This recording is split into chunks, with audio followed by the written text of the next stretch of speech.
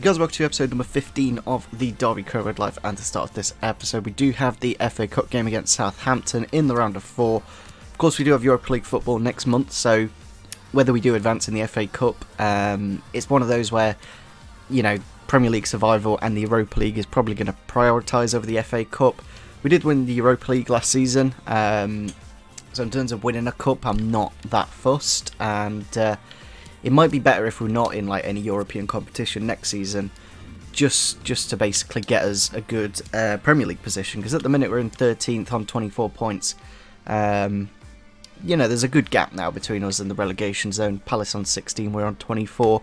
But I don't think we're going to get much higher. You know, if we get into the top 10, I'd be quite amazed. That's a good 9 points away. And we haven't really got that much transfer budget left. We've got just under a couple of million and about 50,000 in wages, and we don't really need anything. The only thing off the top of my head that maybe could help the squad is maybe a centre-back, just to be slightly stronger at the back, because Tomori's out injured and Curtis Davies isn't exactly that good anymore. But I'm not too fussed. I think Bielik and Schurz did quite well in the last episode. I think we played against West Ham. So yeah, I want it to be competitive. You know, this career mode. I don't want us just to sign players. I think Jimenez was a bit of a unrealistic signing. Same with Oscar. But you know, some of these are going to happen because there's only a limited amount of players that you can sign with the money that you've got. So let's go into the first game of the episode in the FA Cup against Southampton. We'll be using our blue kit, and yeah, I'm hoping we go through to the next round, because then we'll be in the quarters, but I'm not too fussed. Here's the Southampton team for today's game. They do play the 5-3-2, which we do actually struggle quite a bit against, so it's going to be an interesting game. We've got a bit of a weaker team as well, just a bit of a rotation side, and you know, it's not as strong, but of course in the FA Cup, as I said, I'm not too fussed. They're playing a bit of a weaker team as well. They've got Ramsey, Vokins, Jones, and even like Hesketh and Slattery in the midfield. They're not exactly great. I'm not too sure about McNulty, but Rebic and Ings up top, very good strikers, and McCarthy in goal is decent. It's here in the box with Southampton. Going to take the shot now, Danny Ings. It is in the back of the net to make it 1-0 in the 25th minute. As I said, the 5-3-2 I really do struggle against, because you get the fullback stupidly wide. And then there's about 4 or 5 men in the middle just to attack, and it's one of those formations that I don't know how to play against on career mode. Chance here for Rooney. We have got 4 men running forwards here. If we can play this correctly, we should lead to a goal. Marriott with the shot now and into the back of the net. We do equalise just before the half-time mark. Very good time indeed, and it is Jack Marriott, who hasn't actually scored in a while. You know, it's when you go up to the Premier League, obviously you've got much stronger centre-backs and much pacier centre-backs, so still at 75 rated, he's a nice impact sub to have, but I think we just needed Jimenez for just a bit more strength and height to just help us in games. And he can with the left Hesketh now at wide. He's probably going to put it back into the middle. Just about enough, but it's gone into the back post, and with the header and into the back of the net. I thought I prevented the cross, but then they've just dinked it into the back post there with Van Aken waiting. I was kind of expecting a bit more from the fullback, the new guy, Faganamon, however you say his name. He's like 6'2", and I just felt, well, surely he's going to win the header. But yeah, it's one of those. It's really nice goal from Southampton and pretty poor defending from me. Chance here for Son Krassen. He's in the box. Can he get the finish though? Yes, he can. I thought he booted that over the bar. I genuinely, the way that was hit, I thought he smashed that over the bar, and I was like, how's he missed that? Last attack of the game here. I kind of don't want it to go to a second leg, so it would be nice if Son Krassen could score now, but it's saved by the keeper.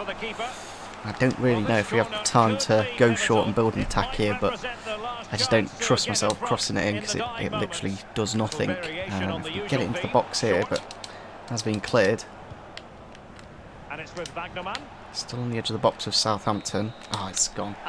There's full time against Southampton. I think it goes to a second leg, which is a bit annoying because I don't want the extra fixture yet. Yeah, it does. You know, getting the draw away from home is okay, but it means we now have to play another game on top of all the Premier League and, of course, Europa League games. So we've got a loan offer here for Jason Knight. I just don't see the point in loan offers. I wouldn't mind if they actually grew, but we did it with Buchanan and he came back exactly the same rating as when he left. So it'd be nice if it made the player go up 3 or 4 ratings, but it simply doesn't. So we do have the contract expiring here for Tom Huddleston, and he is going to be going to FC Utrecht in the Dutch league. So yeah, as I said, I'm not too bothered about Huddleston. Now this is the thing that I'm really interested to see whether I do get sacked or not hitting this objective. I don't enjoy youth development in FIFA. It just really is boring, honestly. It's so lazy, and the system, just give them a face. That's the thing that annoys me about it. EA have literally just generated random players with some exactly the same name. So yeah, I don't even enjoy it on Football Manager as well with new youth players. So I just like knowing the real person. Yeah, we did get a bit of growth there to Nuba, which is decent, of course. I think we do have Tottenham next, so quite a tough game. And I'm just trying to think what we kind of can do with the final bit of money in the transfer budget. We've got a couple of mil. I don't know if that's really enough to get anyone of any real value to improve the team. And obviously I can use that money to get pre-contract signings once the window is closed. So yeah, you see this guy here, Cochrane, he's 70 rated. Maybe in the Championship he'd be a good signing, but I think we've got enough central midfielders at the minute. And he's only got 45 strength, which in the Premier League isn't really going to help us at all.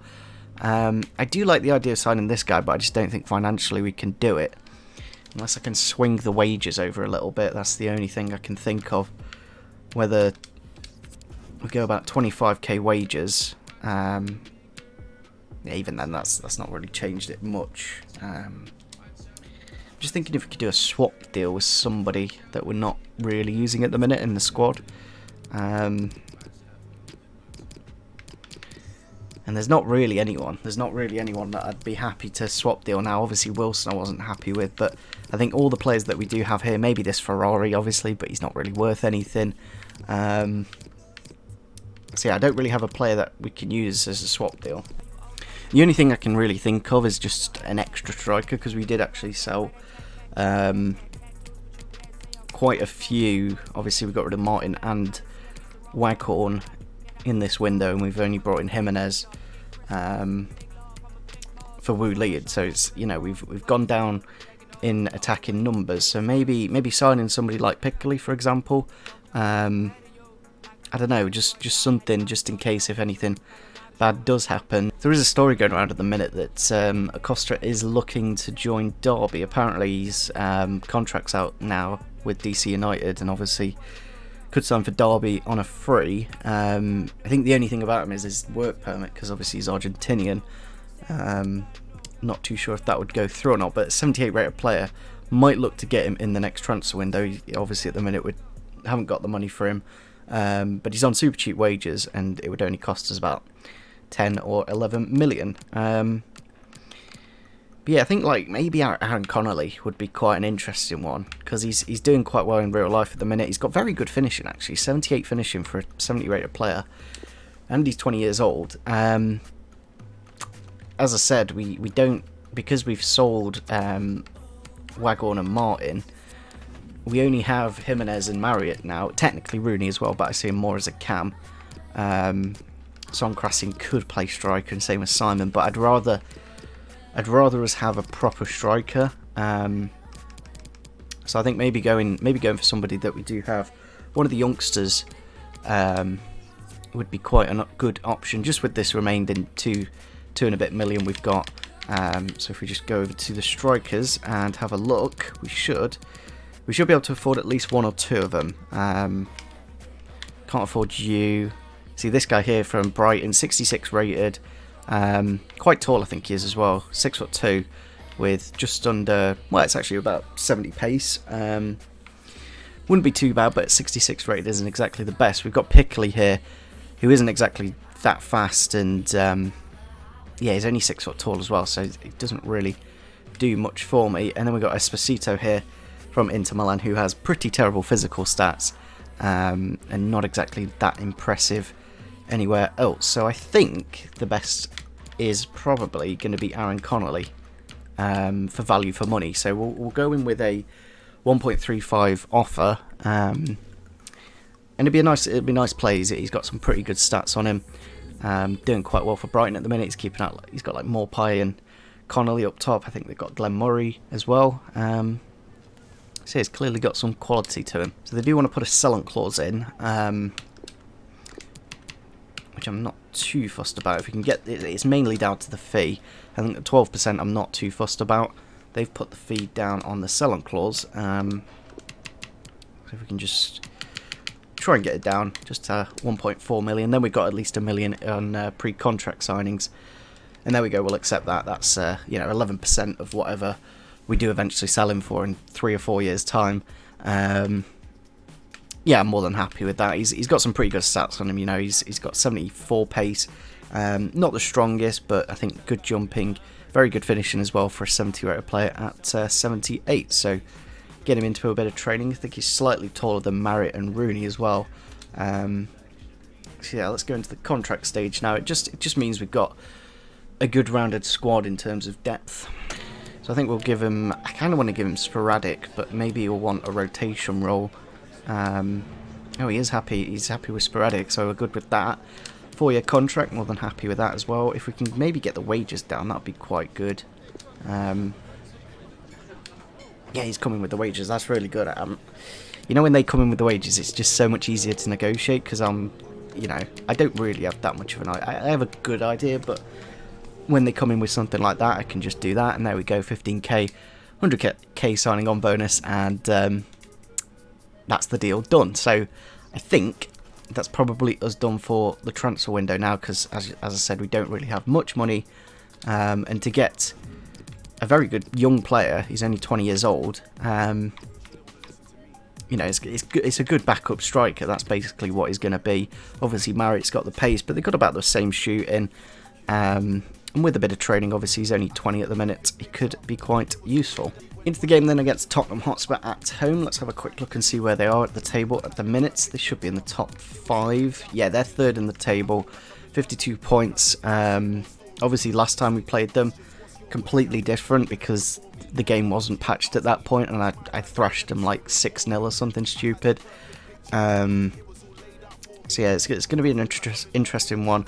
As I said, the defensive side of the game is one that I don't want to nerf because, I want to keep these interesting. If no goals happen for the AI and I just score 1 or 2 goals and every game's a 1 or 2-0 win, we don't want that. So let's try and keep it interesting and keep it difficult. So yeah, we should have a fully fit team, which is good to see. I may look to include Connolly. I think I'll try him in the FA Cup game probably. We've got a fully fit team for this game, so there's no need for him in this one, but we will put Son Krasin onto the bench because he was very useful indeed. I may put Simon in just because Yarmolenko, I don't know.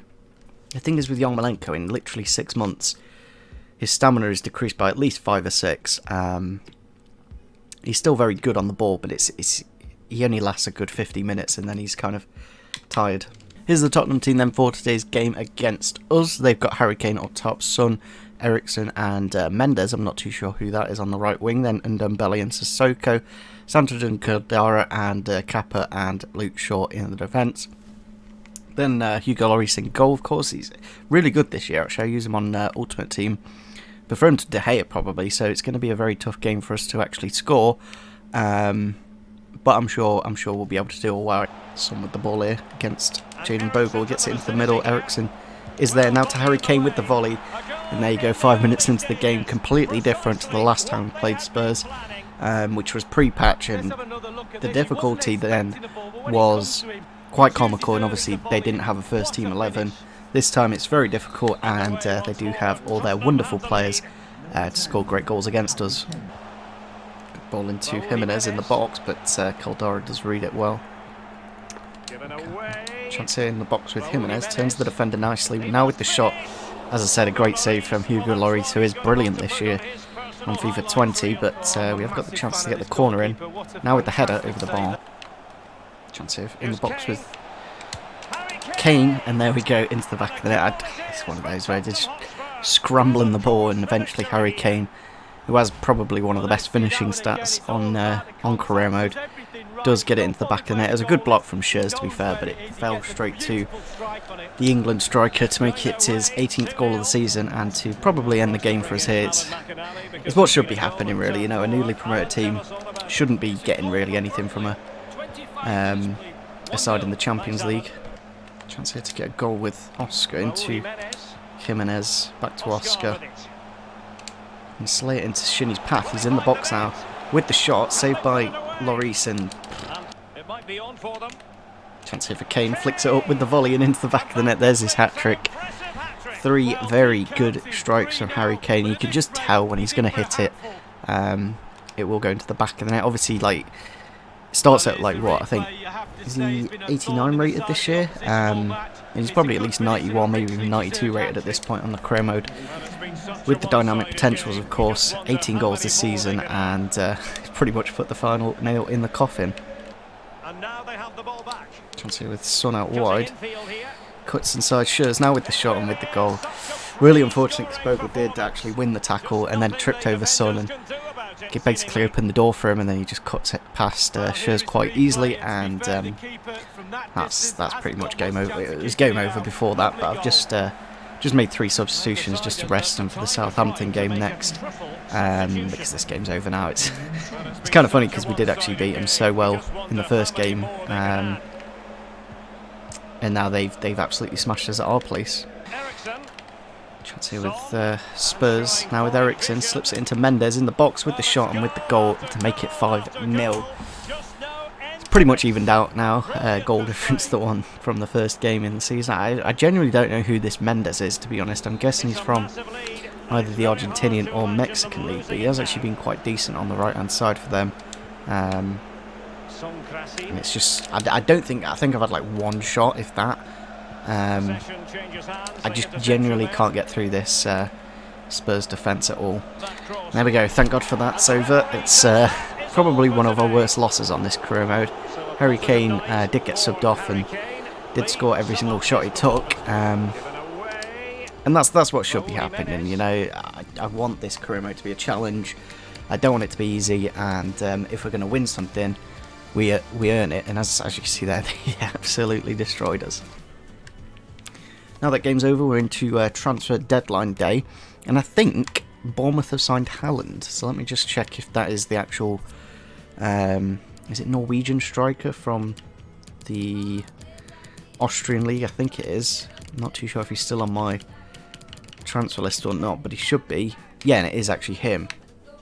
So, a bit annoying that he's moved, because obviously now he's going to cost us more. But as I said, he's one that a lot of people have been signing on career mode. Same with Danny Olmo, to be honest. So we'll remove those from the shortlist. I like to sign players that aren't the most obvious of signings. Like Rashford was for many a year on career mode. But yeah, they've done some good business there. Chelsea, who I'm sure Lozano went to PSG. I'm genuinely sure that happened this season. I don't know if it happened in the summer and then he's moved again in the January, but I'm sure I saw Lozano at PSG. But maybe it was a rumour that it potentially is going to happen. Yeah, he's gone to Chelsea now, so as we did play them in the group stage and he was still at PSV, it's one of those where eventually they're going to move. As you can see, we've brought in Jimenez, Simon Connolly and Wagnerman, and sold quite a few players actually. We got rid of Woolley, Wilson, Holmes, Josephson, Huddleston, Martin and Waghorn, of course. So we've done quite a bit of business, and we've overall improved the teams. That's the main thing to happen. Jamie Vardy has left Leicester City for just under 10 million. Man United have sold a lot of... How is that 40? Luke Shaw must be at least 30 million worth of that, and then Romero and Rojo for the other 5, but that's a crazy amount of money for players that aren't exactly amazing. Forest doing a bit of business, but not spending a single penny. Bustos going to Southampton. Yeah, 34 million for Luke Shaw, and selling Lucas Moura for just under 40. Deulofeu leaving Watford, who I would have quite liked to sign, to be honest. Yeah, I think overall we've done some very sensible and very good business going forwards. I think I don't see an issue with the squad at the minute. I'm very happy with it, and we should be able to stay in the Premier League, which is the main focus, of course. So we could always look at loan signings, but I just don't see the point of loan signings, because I'll improve the play. Like, I've not really played Tomori too much this season because I don't want to get him to a point where I can't sign him next year. So I'd much rather spend slightly a bit lower on something like a Connolly and develop him up to a good level. So yeah, I think we're going to just go into deadline day, finish that up, see if we get any bids around any of our players. Probably not going to happen, but we'll wait and see. So there we go, we don't have any new offers for any of our players, so let's just have a quick look at the best deals. I think I saw Robert Lewandowski there, actually. I'm not too sure how that's different to any... Yeah, he's gone to... That's actually quite cheap, you know, 69 million for Lewandowski. I know he is 32, but he's still going to be at least 89 rated. So yeah, 93 million for Arthur from Barcelona is a crazy price, but Barcelona did sign Milinkovic-Savic for 91 million. Havertz going to Chelsea. 78 million for Havertz is a very good price, I'd say. Sane for 69 million to Juventus is a bargain. Yeah, a lot of money from Juventus, of course, spent there. PSG signing Toni Kroos, 67 million for Toni Kroos at 31. I just don't see that. That's not really accurate, I'd say. Same with Lamar. I don't see him being worth 65 million. I don't know where do Valencia get 65 million from. That's what I'd love to know. Allen to PSG there to 50 million. Lozano 63 million from PSV. Carrasco coming from the Chinese league back to normal football with Bayern Munich. Goretzka going to... That's a great price, you know, 50 million for Goretzka. That's a bargain. Same with Martinez there. So it's good to see some good transfers. It just mixes up the players that you're going to be playing against, of course. Arsenal signed to sign a lot of Liverpool players. I think they got Robertson. I think they got somebody else. I can't remember off the top of my head, though. But yeah, as I said, the longer you go through career mode, the better it is, because you're coming against a bigger range of players that have transferred to different clubs. So yeah, that's good to see, of course. So yeah, I think on that note, we're going to end off this episode here. It's not been the most successful in terms of fixtures, but we did get Connolly for a very cheap price, so I'm happy with that, of course. Got a quick message here, those players from there. Bogle's going to be out for 7 days with a pulled hip flexor, and that's the transfer window finish. So as I said, really don't enjoy youth players, so just going to leave these two here for the time being. We could always sign them and just sell them on for a couple of mil if need be. But yeah, it's one of those now. We've got a big long streak of games now till the end of the season, and when that does finish, we'll be going into the next season. It'll be very interested to see where we do actually finish and whether we can potentially win the Europa League or not. I think Real Betis is going to be a very tough test. I'm going to put in Bielik just to try and get him up in stats, of course. So yeah, we do have the FA Cup round of 4 replay against Southampton, which we should be able to win because we are at home for this game. Then we do have Crystal Palace at home, a good winnable game as well. Burnley away, pretty winnable. Same with Southampton. You know, we drew 2-2 with pretty much a second string team, so with the first team we should do much better. But I'm going to try and focus as much as possible on these Real Betis games, just to, you know, we're only in February and we're pretty okay in the Premier League at the minute, so I don't mind just focusing a bit more on cup competitions just for the next month or so, and then just looking back to the Premier League, where the gap, you know, between us and Crystal Palace has slightly closed in this episode, but still pretty comfortable. So yeah, hopefully you guys did enjoy this episode. Leave a like rating if you did enjoy, and see you soon. Bye.